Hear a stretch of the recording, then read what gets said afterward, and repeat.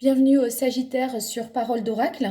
Je vais vous faire pour ces mois de septembre, octobre et novembre un tirage donc trimestriel pour voir quels sont les défis et les enjeux principaux que vous aurez à relever pour ces 3 mois à venir. Alors, j'utilise le tarot des anges pour définir ce défi, voir vos atouts, vos forces, mais aussi identifier les écueils à éviter et les faiblesses.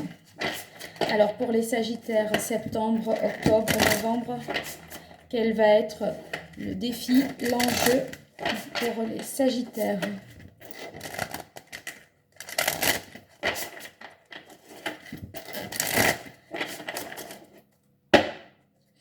Alors, j'ai la reine de coupe et le 8 de terre. Donc, ces deux cartes. La reine de coupe, la reine d'eau, c'est une personne qui est tendre, compréhensive, patiente, aimante, sensible aussi. Ça signifie que vous avez de l'intuition, que vous prenez soin des autres, mais aussi de vous-même. Et ici, la carte du 8 de terre, elle signifie que vous avez vous êtes débordé, véritablement, enfin,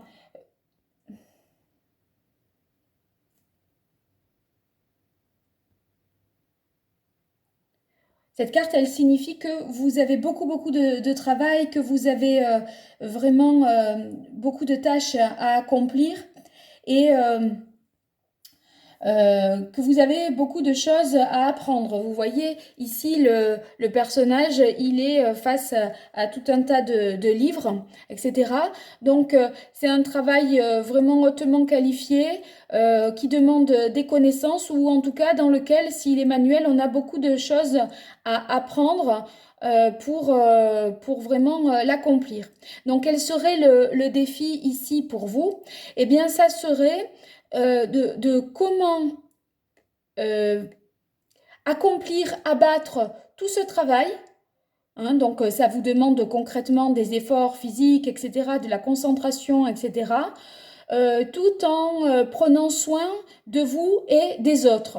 Voilà, parce que parfois quand on s'abandonne à une tâche, on en oublie sa propre santé, son bien-être, on en oublie les gens qui nous entourent, etc. Donc voilà votre principal défi pour vous les Sagittaires. Et je vais positionner les cartes, je reviens tout de suite après.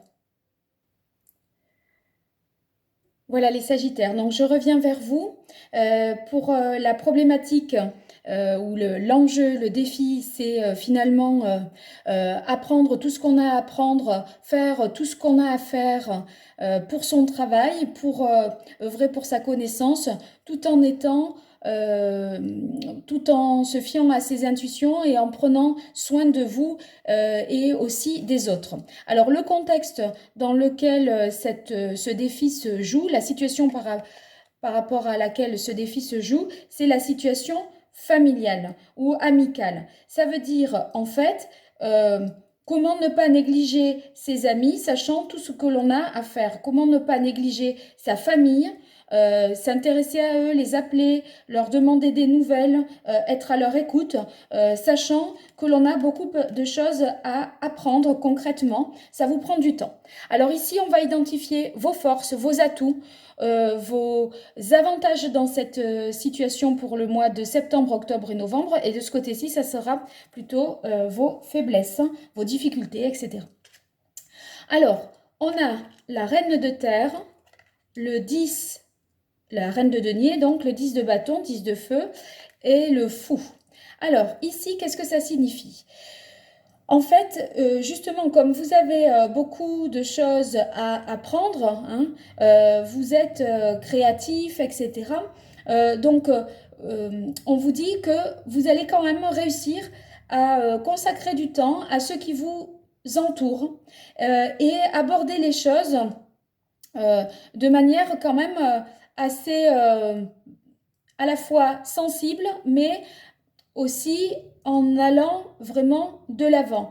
La reine de denier, la reine de terre, c'est quelqu'un qui a l'esprit hyper pratique, qui sait gérer, organiser, planifier, etc.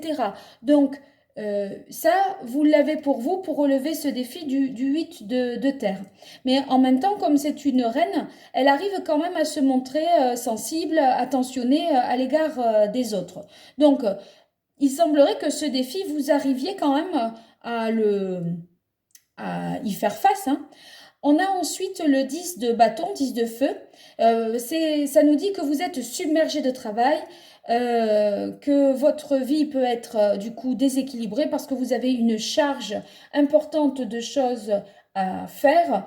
Hein. Quand on a le 10 de bâton, c'est qu'on ressent une certaine oppression. Hein. Donc, ça peut être source de stress. Et ce 8 de denier nous parlait justement de productivité. Donc, vous êtes submergé là à la rentrée, soit parce que c'est une rentrée scolaire, universitaire ou la reprise du travail. Il y a tout un tas de choses déjà à régler.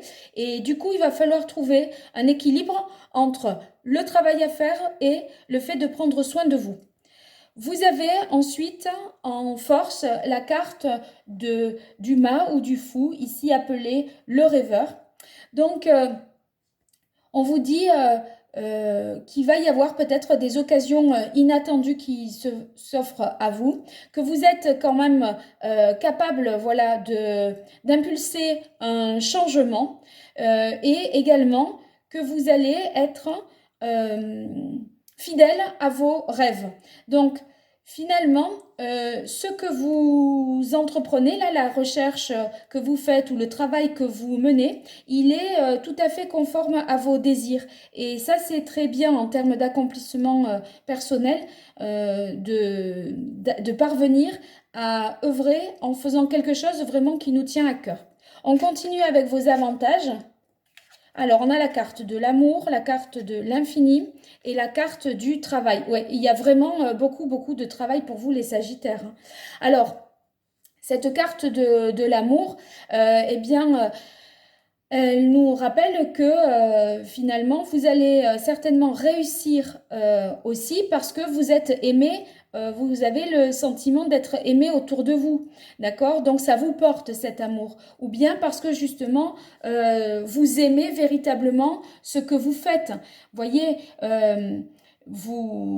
si vous avez choisi quelque chose en rapport avec ce qui vous tenait véritablement à cœur, puisqu'on a vu ça avec cette carte, un travail en fonction de ce qui vous tenait à cœur, eh bien, il y a véritablement, c'est véritablement un bon choix puisque vous avez la carte de l'amour qui ressort, c'est-à-dire vraiment vous aimez ce que vous faites. C'est aussi l'amitié sincère, l'amour au sens large, que ce soit dans une relation sentimentale ou encore dans la vie amicale. Donc, vous pouvez compter sur les autres, sur vos amis, sur votre entourage proche, votre famille, parce qu'elle vous soutient dans ce que vous faites. Et ça va être important pour vous. On vous dit aussi que ce serait une force que de rester à l'écoute des vôtres, hein, des amis, de votre famille, de vos enfants, parce que c'est un petit peu le défi. Ensuite, ici, avec la carte de l'infini, cette carte, elle nous indique que tout est possible, tout est ouvert. Et je ne suis pas étonnée avec la carte du fou ou du mât. En fait, le mât, il a un déclic et il part pour vraiment apprendre à se connaître. Et vous avez vraiment toutes les possibilités qui s'offrent à vous. D'accord? Donc, c'est quelque chose qui nous dit que vous pourrez véritablement évoluer et que vous ne vous mettrez aucune limite dans votre travail. Donc, voilà, c'est quand même plutôt, je pense, peut-être lié à l'école, enfin, vos études, votre scolarité, votre travail, hein, qui finalement vous offre une multitude de possibilités. On va voir maintenant les obstacles, les limites ou vos points faibles dans cette situation. Alors, vous avez l'as de bâton, la reine de bâton et le 3 de coupe. Alors, en fait, l'as de bâton, ça veut dire une occasion nouvelle, une idée, une étincelle, quelque chose, un avancement qui se profile. Sauf que vous, en fait, c'est en contre. Donc, ça veut dire que je pense que comme vous avez une infinité là de possibilités, etc., vous n'avez pas véritablement encore pu définir quelque chose, faire un choix, parce que vous avez la carte de l'infini. Donc, euh, c'est peut-être que vous n'avez pas encore trouvé le déclic, peut-être, face à cette multitude de possibilités, et c'est ce qui peut jouer peut-être en votre faveur, en votre défaveur, parce que justement, vous apprenez beaucoup peut-être, mais vous ne savez pas trop cibler ce que vous devez peut-être apprendre. Alors la reine de bâton, si vous l'avez ici en contre, ça signifie que vous n'arrivez peut-être pas à faire valoir auprès de ceux qui vous entourent professionnellement ou à l'école, dans la classe, euh, parmi votre entourage, vos amis, etc. euh, vous n'arrivez pas à mettre en avant la confiance dans vos choix. Enfin, vous n'arrivez pas à faire valoir, à justifier les choix peut-être que vous faites parce que vous ne les avez pas véritablement définis. Donc peut-être que vous n'arrivez pas à les révéler, à mettre un mot vraiment précis sur ce que vous avez l'intention de faire. C'est difficile parce que rien n'est défini. Ensuite, le 3 de coupe, ici, ça représente toutes les célébrations, les plaisirs, la joie partagée entre amis, etc. Et la difficulté, c'est que vous allez peut-être vous priver de ces instants-là partagés, justement, avec vos amis et votre famille, comme on avait vu au départ, parce que vous avez trop de travail. Vous êtes un petit peu empêché de ce côté-là. Alors, la carte du jour, la carte hiver stérilité et la carte des arts. Donc, la carte du jour, c'est que, vous voyez, ça, c'est quelque chose qui a du mal à démarrer, je vous disais, parce que vous n'avez pas acté, il y avait plusieurs possibilités. Vous travaillez beaucoup, hein, mais vous n'avez pas défini peut-être une orientation. Peut-être que là, il est encore dans ses rêves, il ne s'est pas véritablement engagé sur un chemin particulier. Il est à la croisée de tous les chemins, rien n'est défini, tout est possible. Et du coup, la difficulté, c'est que quelque chose naisse de tout ça parce que justement, la carte du jour, c'est quand quelque chose de nouveau peut se mettre en place et apparaître. Et pour l'instant, vous ne le savez pas. La carte stérilité et hiver, je pense que ici, ça signifie que rien n'est encore possible à ce stade-là de mettre en place et de concrétiser. Vous êtes un peu peut-être submergé ici par votre travail. Donc, il y a des obstacles qui s'imposent à vous et qui sont peut-être extérieurs à vous. Ça peut être une période, par exemple, de chômage, alors que vous avez envie d'avancer dans une situation et un projet et vous n'avez plus les moyens de faire les recherches que vous souhaitez, etc. Ça peut être aussi parce que il vous manque encore quelque chose. C'est un peu une période là de blocage et de stagnation. Et en fait, avec la carte des arts, c'est peut-être parce que c'est pas assez concret, c'est trop abstrait. Ce projet peut-être que vous avez ou voilà vous travaillez beaucoup sans avoir peut-être défini suffisamment clairement un projet et du coup ça manque d'ancrage et de concrétisation dans le réel. C'est peut-être pour ça que vous n'osez pas non plus le dire aux autres et que ça ne peut pas démarrer parce que vous n'arrivez pas à identifier au juste ce que vous souhaitez faire. Alors on va voir la réponse ici à la manière dont voilà, vous allez relever ce défi compte tenu de ses points forts et de ses difficultés. Alors vous avez la carte du 8 d'air. Vous avez l'impression illusoire d'être piégé. Vous manquez de confiance en vos moyens et vous avez peur d'agir. Ouais, effectivement, même si vous avez, voyez, vous aimez ce que vous faites, vous avez le soutien de votre entourage, en même temps, il y a quand même peut-être des difficultés parce que vous travaillez beaucoup, mais vous ne savez pas comment diriger finalement toute cette énergie, vers quoi le diriger. Vous en êtes au stade plus du rêve que de la concrétisation pour votre projet qui vous est personnel. Ça ne vous empêche pas de vous activer sur tout un tas de choses, hein. Et enfin, la carte de l'abondance. Alors, cette carte de l'abondance, bien sûr, ça veut dire abondance affective, mais aussi financière, professionnelle.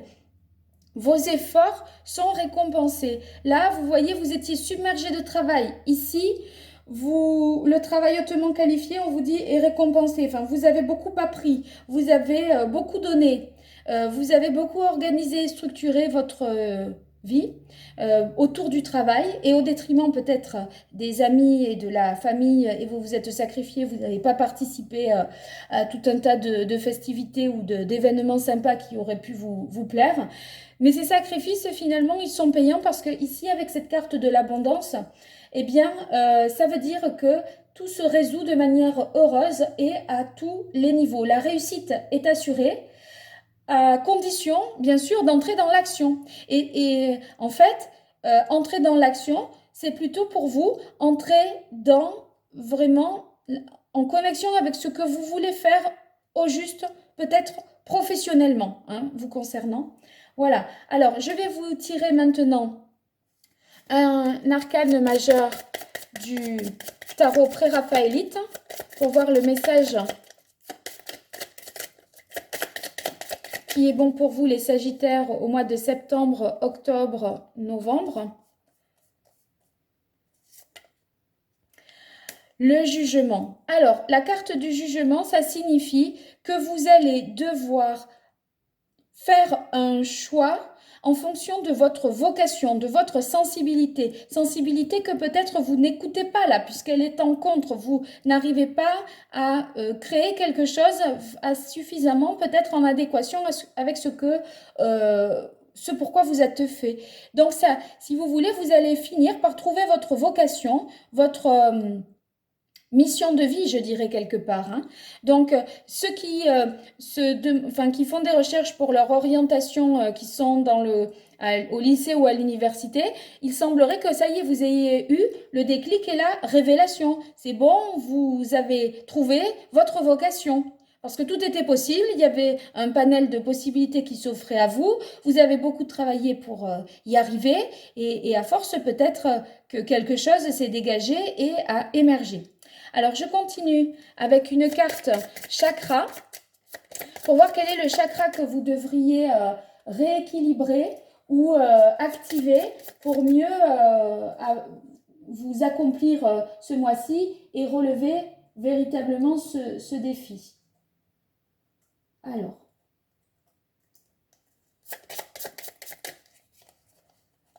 quel est le chakra que les Sagittaires doivent rééquilibrer ou activer? Alors, vous voyez, le chakra du troisième œil, c'est le chakra qui indique qu'il faut faire preuve d'intuition. En fait, comme là, ça fait référence à la vocation, hein, je dirais, à ce pourquoi on est appelé, ce pourquoi on est fait, ça signifie que finalement, écoutez-vous, faites preuve d'intuition, essayez de visualiser des situations, de vous projeter dans votre vie, hein, future pour mieux savoir avec quoi vous seriez davantage en correspondance, je dirais. Alors, n'ayez pas peur en fait et faites-vous confiance à ce que vous ressentez au plus profond de vous. Il faut visualiser des choses. Alors, cette carte de chakra, je vais l'associer à une carte de l'oracle d'Hildegarde. Pour vous les Sagittaires. Septembre, octobre, novembre pour les Sagittaires. Quel est le message? Alors, c'est la 15. La réalisation de ma toute-puissance passe par la maîtrise des forces de mon subconscient. Donc, en fait, voilà, essayez de visualiser des situations pour voir comment vous pouvez vous projeter. De toute façon, il semblerait que vous allez y arriver puisque l'abondance est le résultat. Alors ici, j'essaye de croiser la carte du chakra du troisième œil avec cette carte de l'oracle d'Hildegarde. Donc ici, ça veut dire toutes les pierres en lithothérapie, toutes les pierres bleues, hein, seront utiles pour vous. Donc ça peut être de l'azurite, de la bénitoïte, un saphir, de la sodalite aussi, ou l'œil de tigre également, qui peut tout à fait vous correspondre. Toutes les pierres bleues ou de couleur foncée qu'il faudrait avoir sur vous en pendentif ou en bracelet ou utiliser entre vos deux yeux justement pour avoir un petit peu cette révélation. Voilà, je vous dis à très bientôt et je vous mets en lien les conseils plus approfondis que vous donne le jugement. À très bientôt.